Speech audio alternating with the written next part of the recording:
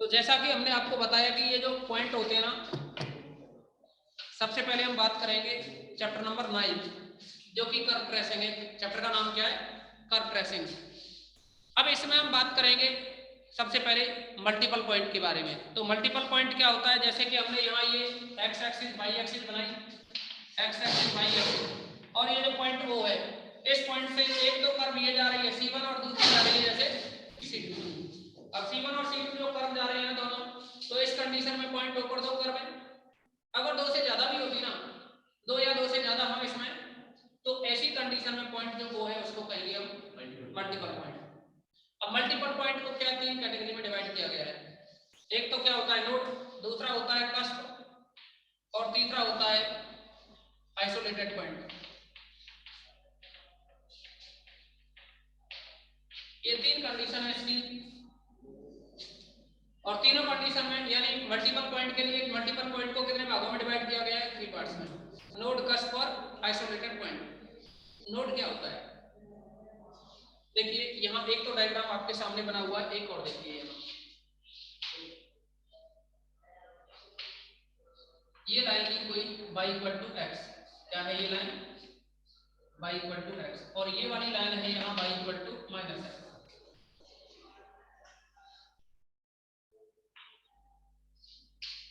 यहाँ ये कर्व है C1 और ये है कर्व C2। दोनों में कोई डिफरेंस है क्या? देखना दोनों डायग्राम में पॉइंट, तो ये वो है, वो मल्टीपल पॉइंट ही है क्योंकि दो ब्रांच पास हो रही है यहाँ से, लेकिन दोनों में कुछ डिफरेंस दिखाई दे रहा है क्या आपको? हम बताते हैं डिफरेंस क्या है। देखिए यहाँ जो टेंजेंट लाइन आ रही है y इक्वल टू x, और एक क्या y equal to minus x। दोनों कर्व C1 C2 की जो टेंजेंट लाइन है, ये दोनों की क्या है? अलग अलग है, डिफरेंट है।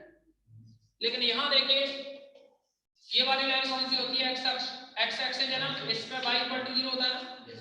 ये वाली जो टेंजेंट लाइन है, देखना कर्व C1 भी इसी को टच करके जा रहा है और C2 भी इसी को टच करके जा रहा है। जब ये जो टेंजेंट लाइन है ना, ये सेम हो, कैसी हो? सेम। तो ऐसी कंडीशन में हम इसको कहेंगे क्या? ऐसी कंडीशन में कहेंगे कस्प, और इस कंडीशन में कहोगे आप नोड, और इसमें क्या कहोगे? इसको कस्प। ठीक है ना? कोई प्रॉब्लम किसी को? यानी टेंजेंट लाइन अगर डिफरेंट हो तब तो नोड, और टेंजेंट लाइन अगर सेम हो तो कस्प। एक होता है आइसोलेटेड पॉइंट। आइसोलेटेड पॉइंट क्या होता है? ये जैसे एक्स एक्सिस है, ये वाई एक्सिस है, कोई कर्व है ये जा रही है, कोई पॉइंट P है। अब ये P पॉइंट है ना, इस कर्व पे नहीं है, कहां नहीं है? कर्व पर नहीं है, फिर भी ये P पॉइंट है, इस कर्व को सेटिस्फाई करता है।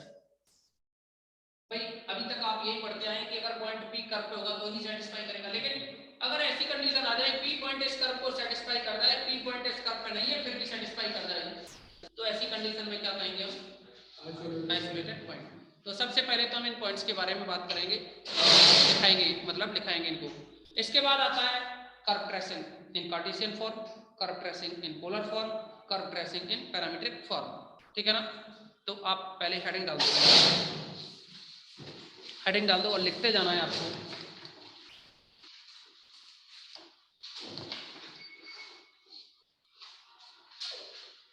हेडिंग डाल दो मल्टीपल पॉइंट।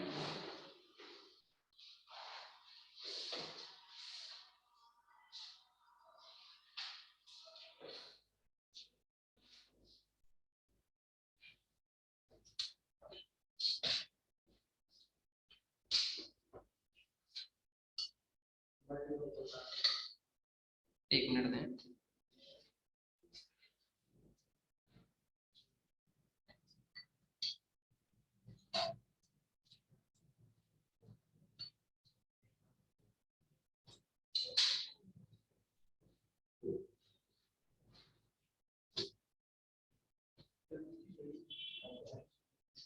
देखोगे ए point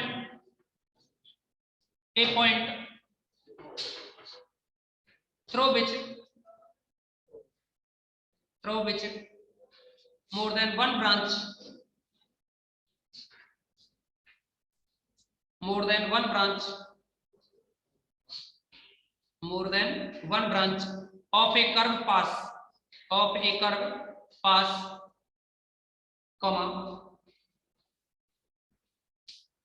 it's called is called multiple point of the curve. Multiple point of the curve. आगे लिखोगे क्लासिफिकेशन ऑफ, या एक काम करो, एक minute, multiple point of the curve. Next लिखो ड्यूअल पॉइंट।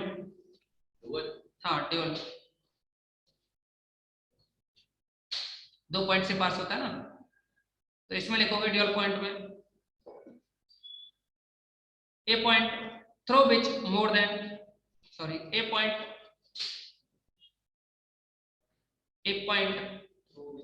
नहीं, a point will be called a dual point. एक ही जगह एनी कर दो, any point will be called a dual point. Any point will be called a dual point if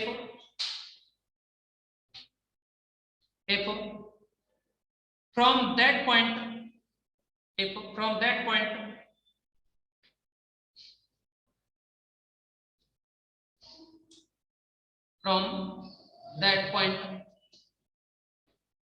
comma two branches of the curve pass,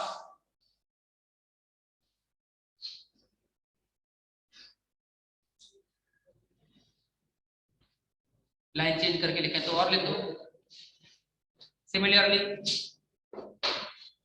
a point is called triple point, similarly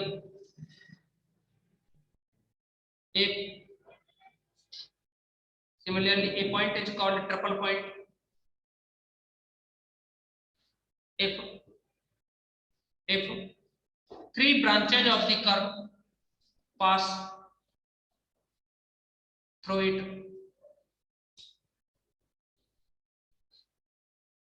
and so on,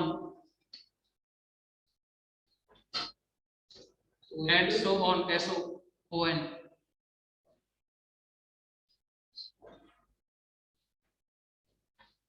line change करके लिखो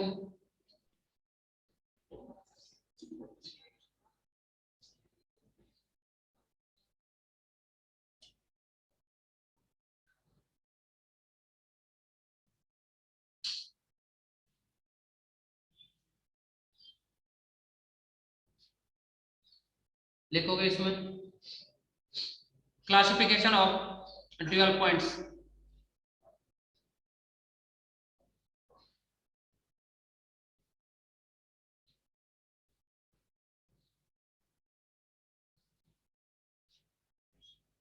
और इसमें लिखो पहला point node, पहला point डालो node. इसमें लिखें if the two branches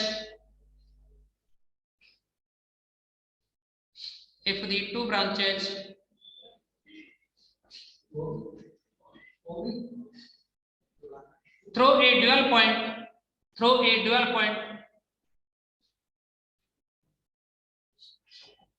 two branches through a dual point on a curve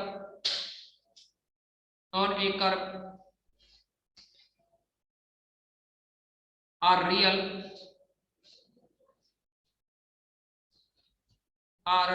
and the tangents to them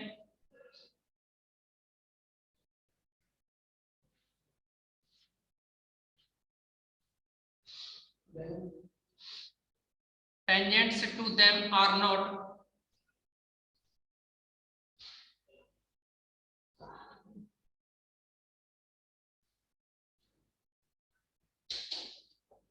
coincident, CONTI, to them are not coincident, मतलब एक के ऊपर एक नहीं। हाँ देखो इसमें the dual point is called a node,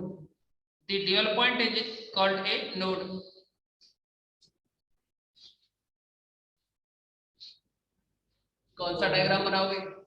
ये वाला डायग्राम बना लो।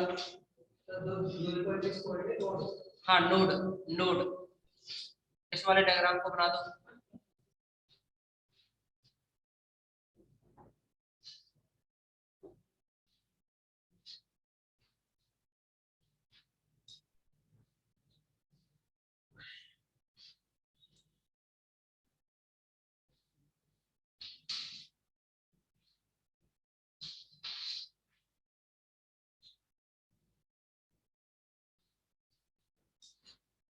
देखिए भाई, आप लोग पढ़ रहे हैं तो पढ़ना पड़ेगा, बीएससी करोगे तो पढ़ना पड़ेगा। बीएससी करो या कुछ भी करो, बीए भी करोगे तो भी एक दिन पढ़ना पड़ता है। पढ़ना तो पड़ता है ना, नहीं पढ़ना पड़ता क्या? हाँ वही तो हम कह रहे हैं, एक दिन तो पढ़ना पड़ेगा कम से कम। अब तो फिर बीए करनी चाहिए थी, अगर किसी को एक दिन पढ़ना है तो बीए करनी चाहिए थी। 11th-12th में पैसा बेकार नहीं करना चाहिए था किसी बच्चे को। भाई बीएससी की फीस कम है, आप भी जानते हो, लेकिन 12th-11th की कभी कम नहीं होती है। बीएससी की फीस कम है, कम ही है बजाय 11th-12th के, जबकि ज्यादा होनी चाहिए थी। तुम लोग 40-40 हजार 45-45 हजार रुपए दे करके कितने कितने दिए 12th में? तो सोचो, इतने इतने फीस तो तब बचती है ना। और ऊपर से पता है जाने कैसी कितनी महंगी महंगी बुकें खरीदवाते हैं, ट्यूशन अलग लगाते हैं। हाँ किसकी?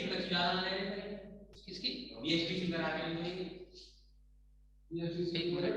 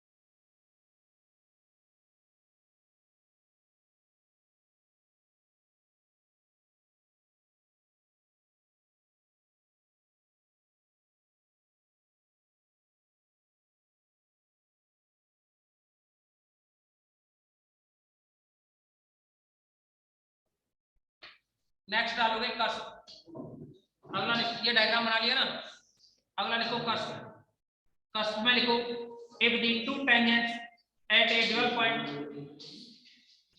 if the two tangents at a dual point are real and tangents at a dual point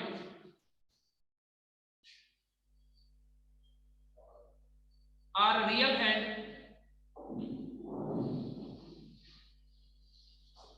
coincident, the point is called a cusp, लिख दिया ना। इस डायग्राम को बना दो दूसरे वाले को, उधर वो बनाया ना कस्प वाले के लिए,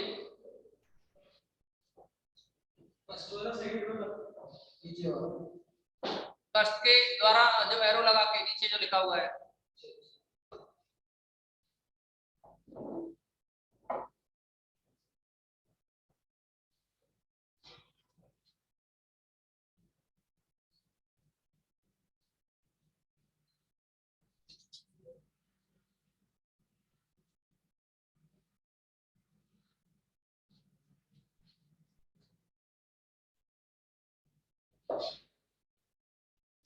लिखोगे इसमें थर्ड पॉइंट डाल के कॉन्जुगेट पॉइंट और आइसोलेट पॉइंट, या तो ऐसे लिख दो आइसोलेटेड पॉइंट, हेडिंग डाल दो,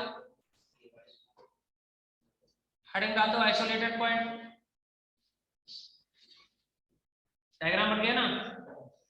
आइसोलेटेड पॉइंट में लिखो if there are no real points,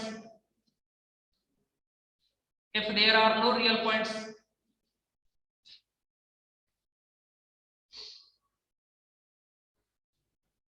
on the curve in the neighborhood of a point P, in the curve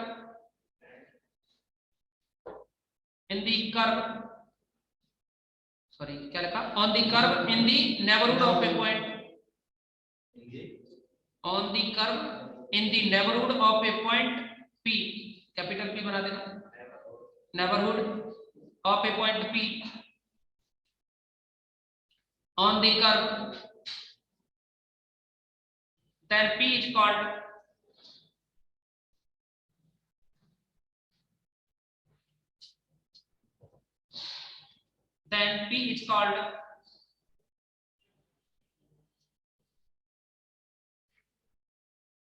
the conjugate point or isolated point, the conjugate point or an isolated point.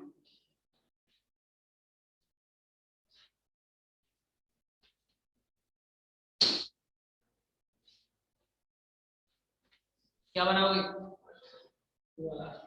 ऊपर ही ऊपर लिखा है ना, उसको बना दो।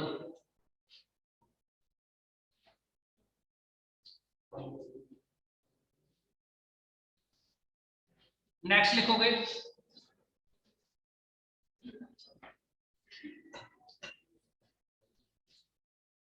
Curve tracing इन Cartesian form, heading डालो। इसके बाद लिखो, अब ये पॉइंट तो यही कंप्लीट हो गई, होने को तो इसमें भी अभी और भी पॉइंट है, लेकिन उनकी जरूरत नहीं है, मतलब इनके भी फिर इनको भी डिवाइड कर दिया है, ठीक है ना, कस्प को डिवाइड कर दिया है, नोड को भी डिवाइड कर दिया है, तो इनकी जरूरत नहीं हमें ना पड़ेगी, लिखोगे वरना पूछा जाता है इनकी डिवाइडेशन। हेडिंग डालो कर्व ट्रेसिंग इन कार्टेशियन फॉर्म।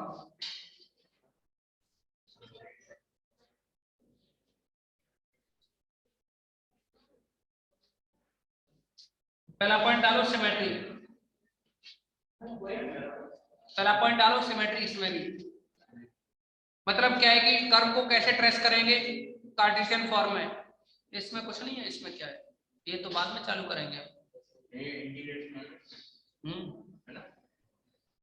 ये अलग बुक है, वो अलग बुक है, पेपर एक ही है पर हाँ 5-5 क्वेश्चन ऐसा कुछ नहीं है, उसमें 3 यूनिट है, अब जो पढ़ रहे हो ये 3 यूनिट है, और अभी जो आप इंटीग्रेशन की पढ़ोगे उसमें 2 यूनिट है। हाँ यही आएंगी दोनों, ठीक है।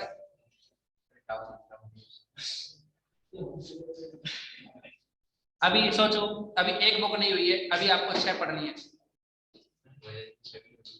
होंगी क्यों नहीं होंगी, लेवल से सब कुछ होगा, लेकिन होगा उसी बेसिस पे जो टीचर कराते चलेंगे, समझ रहे हो।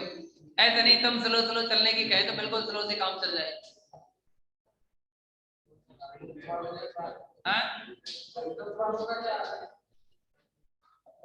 उसका अभी बाद में बात करेंगे।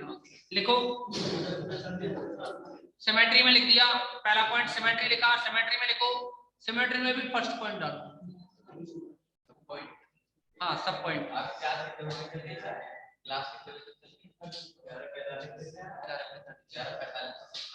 लिखोगे इसमें। सिमेट्री में जो फर्स्ट पॉइंट है, अभी आज और कल 2 दिन लिखने का काम रहेगा, ठीक है ना।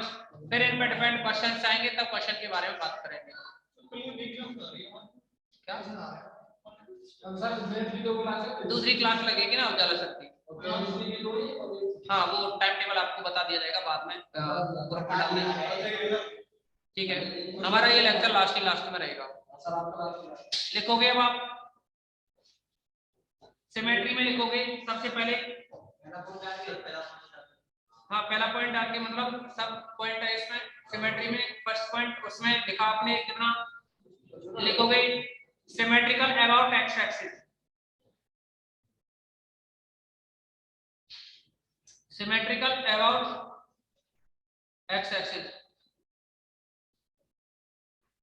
इसमें लिखोगे ये हेडिंग डाल के, इसमें लिखो if by occurs,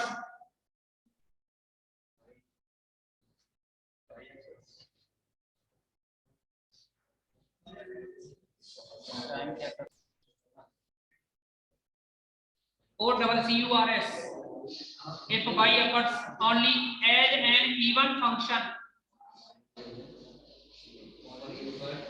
as an even function, only as an even function,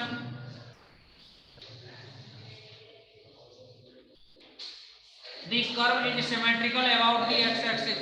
नहीं लिखा क्या, दोबारा सुन लो। if y occurs only as an even function,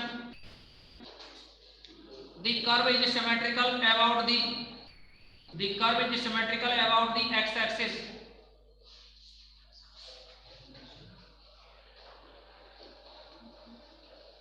अभी सिमेट्री में ही दूसरा पॉइंट डालो इसका,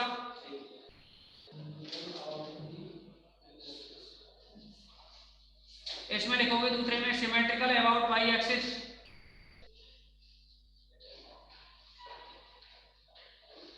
सिमेट्रिकल अबाउट वाई एक्सिस। अगली क्लास में बात करेंगे।